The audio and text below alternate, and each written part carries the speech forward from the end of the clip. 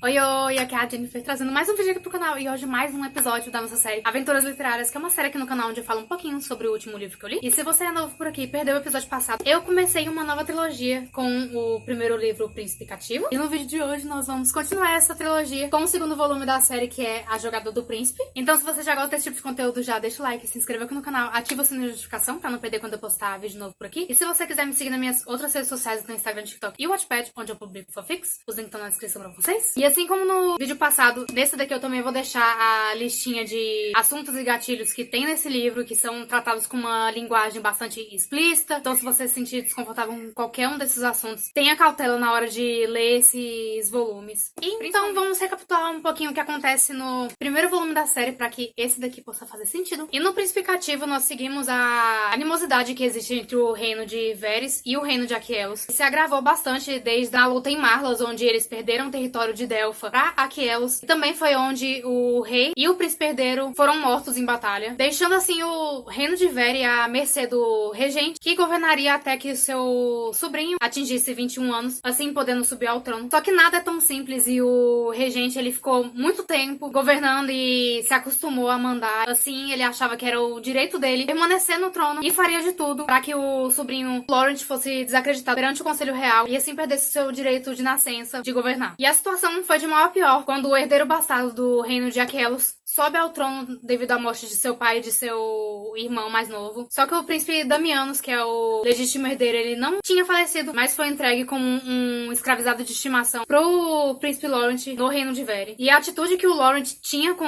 o seu novo escravizado foi a desculpa perfeita que o tio dele teve pra mostrar o tanto que o seu sobrinho era cruel e seria um péssimo líder, e que não passava de um príncipe descontrolado e mimado, e que se era capaz de fazer tantas atrocidades com o próprio escravo, imagino que ele poderia fazer com um reino. Então essa era a narrativa que o regente estava pintando pros conselheiros reais. E o que realmente o Laurent ele não poupou esforços pra tornar a vida do Daemon em um completo inferno. E foi num período que o tio dele não tava no palácio que o Laurent quase matou o Daemon a chicotadas. No retorno do regente, ele foi convocado pra prestar contas em frente a todas as pessoas importantes no reino de Vere. E ali o seu comportamento foi tido como inaceitável. E ele perdeu todos os seus territórios, teve o seu exército reduzido em mais da metade. E qualquer gasto que ele fosse fazer, ele tinha que pedir autorização ao regente pra realizar esse gasto ou pra fazer qualquer coisa. Então o tio dele tava com o Laurent na palma da mão, e o regente deu a opção de o Laurent provar que ele era digno ao trono quando ele completasse 21 anos. E essa missão seria ele partir até a fronteira e lutar pelo seu reino, que é o que qualquer príncipe digno teria feito sem precisar ser mandado. E só quando o Laurent se provasse que ele receberia suas terras e o seu exército e a sua renda e tudo mais de volta. E mesmo o Daemon odiando o Laurent, ele vê o absurdo desse acordo, que o Laurent não devia ter que provar nada, porque ele é o legítimo herdeiro, ele nasceu pra governar. E então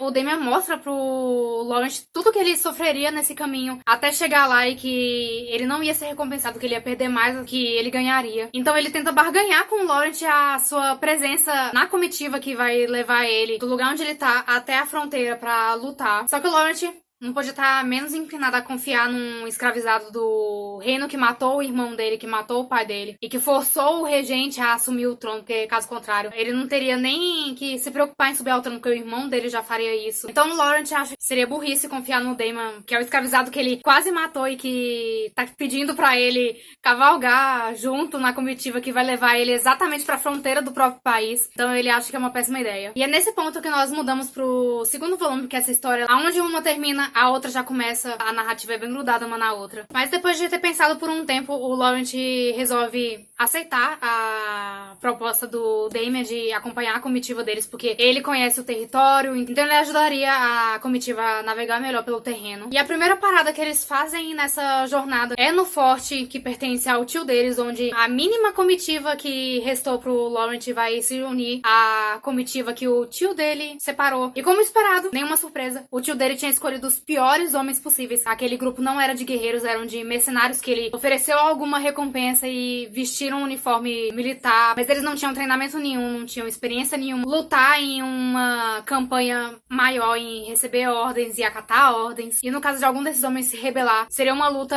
ridícula, porque os números do tio dele superavam muito os do exército do Laurent. E se não fosse o suficiente, o capitão que o tio dele colocou pra governar as tropas foi o homem que o Daemon derrotou perante a corte inteira, sendo que o Daemon na ocasião ainda tava com influências de cogumelos. Foi uma derrota completamente humilhante. E o homem já não gostava dele, não gosta muito menos do príncipe herdeiro, então... Com o tempo se esvaindo, o Laurent só consegue ver como que aquela comitiva mataria ele só no trajeto, antes mesmo dele chegar na fronteira pra ter a chance de lutar. Todas as noites eles se debruçavam sobre o mapa daquele reino e pensavam e pesavam todas as milhares de formas que aquele plano podia falhar ou podia dar muito certo e eles poderiam retornar vitoriosos. E o mais imperativo que eles precisavam fazer naquele momento era despachar o capitão que o tio dele tinha enviado, que ele era o principal motivo da insubordinação dos homens, que é a cada passo dessa jornada que o Daemon ele percebe como os planos do Laurent são intricados, que cada palavra que ele fala, o seu silêncio, o seu comportamento, tudo segue uma simulação do que vai acontecer em seguida. Tudo é bem pensado, tudo é muito calculado. Antes dos planos serem colocados em ação e ele vê tudo que o Laurent pensou se desenrolar na frente dele como se o único destino das pessoas seria uma peça de xadrez no jogo do Laurent contra o tio dele. E é com o peso morto daquele capitão já despachado que agora o Laurent e o Daemon têm a oportunidade de transformar aqueles homens em soldados e num exército, aquele né, o mais unido que eles conseguiriam realizar, tendo um mês só pra chegar na fronteira. E eles focam em exercícios simples, em informações simples de batalha. E uma parte que eu acho mais engraçada nesse livro é quando o Daemon, ele nota uma vinda o tempo inteiro de mulheres a cavalo no acampamento, e toda vez que elas vinham, elas saíam cheias de presentes, de riquezas. E ele viu como que um plano do Laurent se desenrolava de maneira tão bem pensada. Todo esse preparativo que ele fez foi pra ganhar favores das mulheres que governam o território de Vazquez. E isso daí era só pra ele conseguir uma audiência com a governante de lá. E uma vez que ele consegue essa audiência, os dois vão pra esse território. O Daemon consegue a honra de se tornar um garanhão e seria capaz de gerar ótimas guerreiras, porque o Laurent tem a estrutura mais delicada e o outro é mais forte. Então a mulher queria que ele fosse o garanhão. Porque esse território é como se fosse um território de Amazonas. Então, só as mulheres que podem permanecer ali como guerreiras, só elas têm um status alto. E também, durante uma fuga onde eles estavam